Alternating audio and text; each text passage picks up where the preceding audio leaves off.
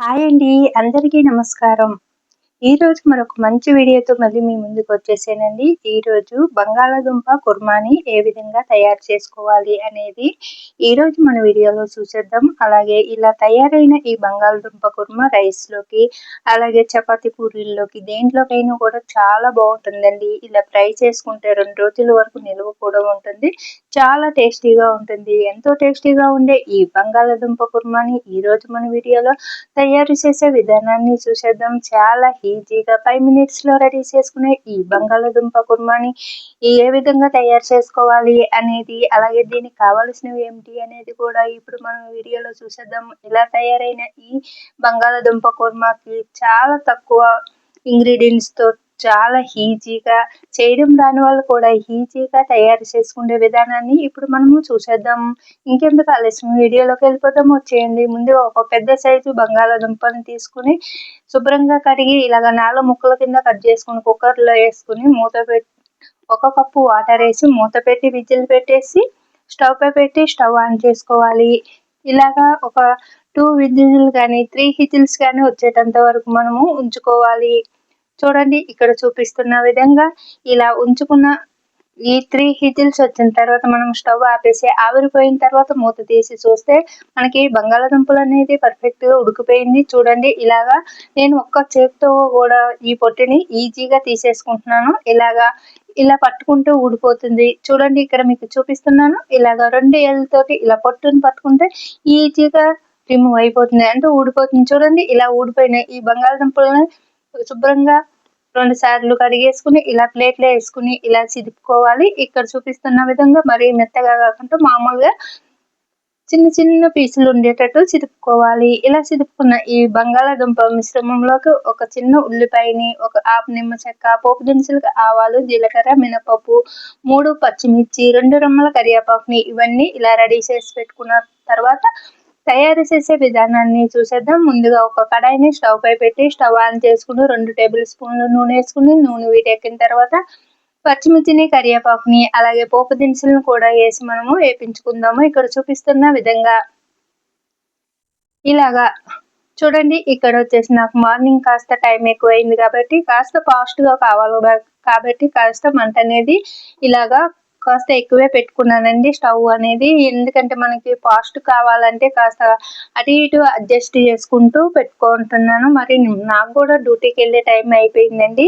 ఇంకొకసారి టైం ఉండదు కదా, అప్పుడు మరి ఇంకా మనము ఏం చేయలేము. ఇంకా అటు డ్యూటీకి వెళ్ళాలి, ఇటు మన ఇంట్లో ఈ వీడియోని షూట్ చేసుకోవాలి.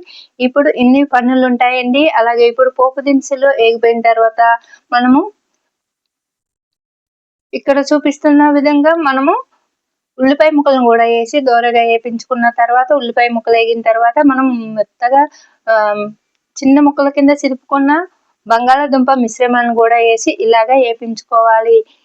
చూడండి, ఇలాగా కలుపుకుంటూ ఈ మిశ్రమాన్ని ఇలాగా ఫ్రై చేసుకోవాలి. ఇలాగా మంట అనేది అడ్జస్ట్ చేసుకుంటూ దగ్గర ఉండేటట్టయితే మంట పెద్దది పెట్టుకున్నా పర్లేదండి. మరి ఇంకా మనకి ఇది మీకు వీలైనంత వరకు మీకు టైం ఉంటే సిమ్లో పెట్టుకుని మంట అనేది మీడియంలో పెట్టుకుని కానీ ఫ్రై చేసుకోండి. అలాగే కాస్త వేగిన తర్వాత రుచికి సరిపడా సాల్ట్ వేసుకోండి. చూడండి, ఇక్కడ నేను చూపిస్తున్నాను. ఇలాగా సాల్ట్ మీ రుచికి సరిపడా వేసుకోండి, అంటే మీరు తినేదాన్ని బట్టి వేసుకోవాలండి. సాల్ట్, కారము అనేది ఇంకా మీకు ఇష్టమైతే శనగపప్పును కూడా వేసుకోవచ్చండి. ఇక్కడ నేను కొద్దిగా వేసిన కదండి. ఇంకా మీకు ఎక్కువ శనగపప్పు కావాలి అనుకుంటే పోపు దినుసులన్నీ కూడా ఎక్కువ ఇష్టపడే వాళ్ళైతే ఎక్కువ వేసుకోండి, లైట్గా ఇష్టపడే వాళ్ళైతే లైట్గా వేసుకోండి. దీంట్లోకి పోపు దినుసులు అనేది బాగుంటాయండి. ఇంకా మనకి చూడండి, ఇలా పసుపు వేసుకున్నాము, చిటికెడు పసుపు వేసుకుని ఇదంతా కూడా కలిసేటట్టు కలుపుకుంటూ దీన్ని బాగా ఫ్రై చేసుకుందాము. ఇలాగా పసుపు వాసన అంతా పోయేటంత వరకు కలుపుకుంటూ ఫ్రై చేయాలండి. ఇది పొడి పొడిలాడుతూ వస్తే బాగుంటుంది. ఇంకా కొంచెం మంది ఈ కుర్మాని జ్యూసీగా కూడా చేసుకుంటారు. ఇంకా దగ్గరికంటే ఇలా గ్రేవీతో చేసుకుంటే పూరీల్లోకి బాగుంటుందండి. ఇది వచ్చేసి రైస్లోకి అలా కూడా తయారు చేసుకోవచ్చు. మరొకసారి మీకు గ్రేవీతో కూడా తయారు చేసి చూపిస్తానండి. ఇప్పుడైతే ఇది చూసేయండి, ఇలా ఫ్రై చేసుకునేది. ఇప్పుడైతే మనకి ఇలాగా ఫ్రై చేసుకోవాలండి. ఇలాగా దగ్గరికంట చూడండి, ఇలా ఫ్రై అయిన తర్వాత మనకి మీరు తినే దాన్ని బట్టి కారం వేసుకోండి. నేను ఇక్కడ వచ్చేసి 1/2 స్పూన్ కారం వేసుకుంటున్నానండి. ఇలాగా ఇప్పుడు మనం ఈ కారాన్ని కలిసేటట్టు కలిపేసుకోవాలి. కుర్మా అనేది చాలా టేస్టీగా ఉంటుందండి లంచ్ బాక్సుల్లోకి, అలాగే పూరి చపాతీలు దేంట్లోకైనా కూడా చాలా బాగుంటుందండి. చూడండి ఇప్పుడు కారం వేయగానే మనకు కలర్ఫుల్ గా కనిపిస్తుంది కదా. ఇప్పుడు మనకి దగ్గరికి అయిపోయిన తర్వాత స్టవ్ ఆపేసుకుని ఒక నిమ్మ చెక్కని రసాన్ని తీసి వేసుకుందామండి. ఇలా నిమ్మరసం వేయడం వల్ల మనకి ఏంటంటే పుల్ల పుల్లగా కారం కారంగా బాగుంటుంది. ఇక్కడ నిమ్మరసం వేసింది చూడండి, వేసి కలిపేసిన స్టవ్ ఆపేసుకున్నాను.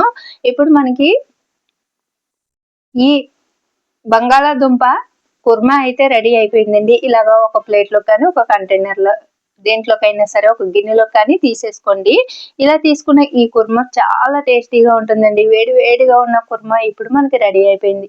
ఇది వచ్చేసి రైస్, చపాతి, పూరి దేంట్లోకైనా కూడా చాలా బాగుంటుంది. లంచ్ బాక్సుల్లో కూడా పిల్లలకి, ఆఫీసులకు వెళ్ళే వాళ్ళకి కూడా సర్ది అందించవచ్చు. చాలా టేస్టీగా ఉండే ఈ కుర్మా ఫ్రై మీకు నచ్చితే లైక్ చేసి, షేర్ చేసి మన ఛానల్ని సబ్స్క్రైబ్ చేసుకోండి. మరిన్ని వీడియోలు మీకు కావాలంటే కామెంట్ సెక్షన్లో కామెంట్ చేయండి. మీ ఫీడ్బ్యాక్ని అందించండి.